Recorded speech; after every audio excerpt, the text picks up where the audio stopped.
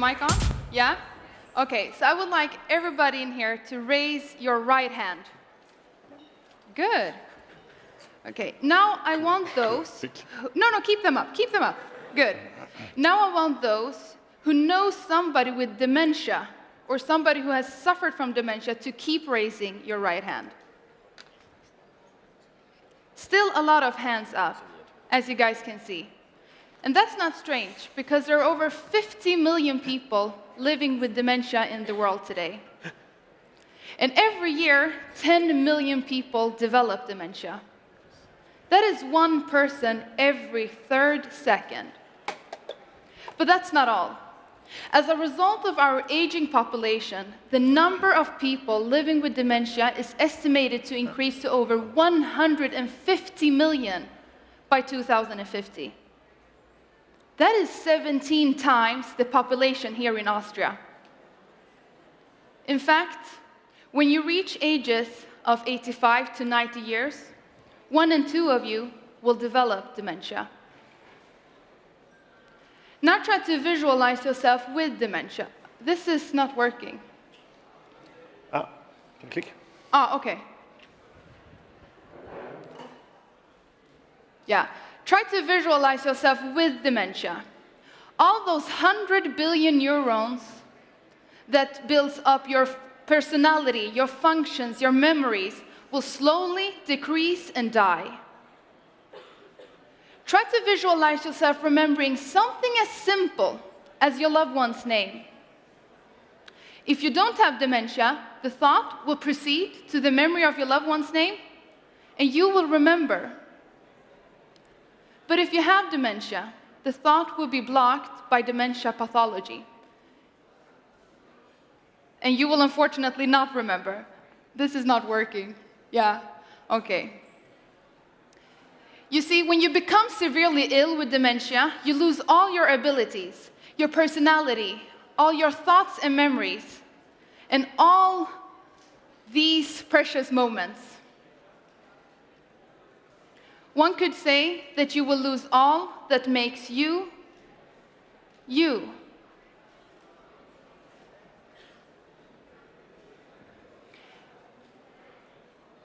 In the beginning of the 20th century, Alois Alzheimer met the 51-year-old Auguste Dieter, who had severe symptoms of memory loss. After her death, he discovered plaques surrounding the neurons in her brain and tangles within the neuron cell body. In 1906, he gave name to Alzheimer's disease. Here they are. The most common form of dementia in the world today.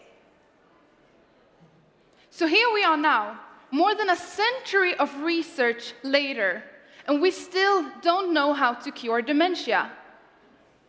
So what do we do when there is no cure?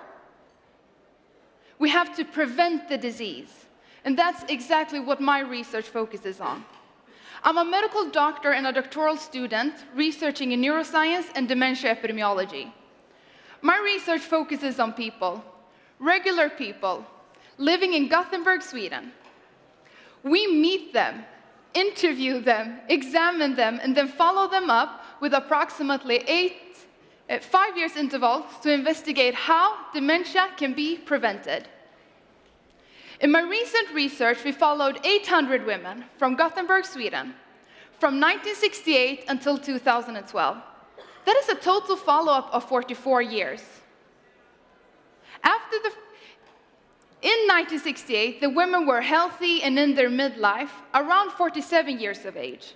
And we asked them how much they engaged in mentally stimulating activities, such as singing, playing an instrument, reading or writing, doing crossword puzzles. Yeah, this is coming after me. Going to the museums or concerts. After the first interview in 1968, the women were re-interviewed 6 times until 2012 to collect information on who became ill with dementia and not. And what we discovered was that the women who engaged in mentally stimulating activities in their midlife had almost a 50% reduced risk of dementia and Alzheimer's disease, in comparison to the women who were less mentally active. 50% reduced risk. Did you guys hear that? That's crazy. So mentally stimulating activities could help prevent against dementia and Alzheimer's disease? How? Well, if you go to the gym and exercise, in a few weeks you will see the result as a stronger body, right? We believe that mentally stimulating activities work in the same way for our brain. By engaging in mentally stimulating activities, you activate all those hundreds of billions of neurons that will become more in number, stronger, and more effective. You create something that we call the cognitive reserve. So let's go back to my first example of remembering your loved one's name.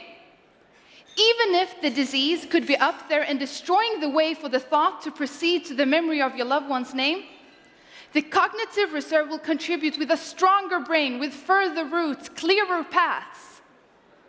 The thought will take an alternative route to the memory of your loved one's name, and you will still remember.